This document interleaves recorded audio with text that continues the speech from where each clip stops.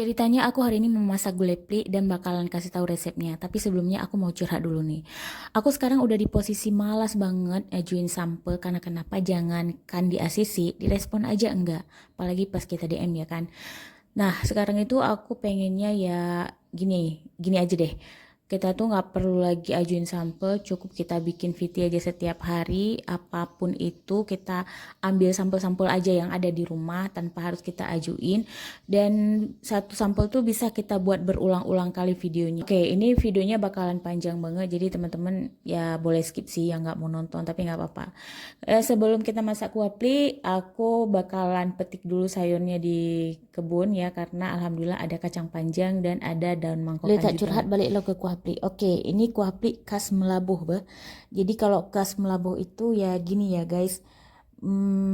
Catat mentong. Ini bahan-bahannya nanti kalau nggak tahu kalian komen aja karena udah lon video sedetail ini.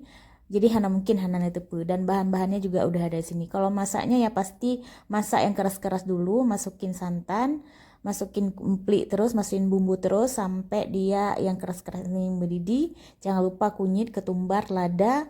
Terus kalau udah campurin semua bahan yang lembek tadi, sayur-sayurannya dimasukin semua, koreksi rasa dan langsung siap kita makan.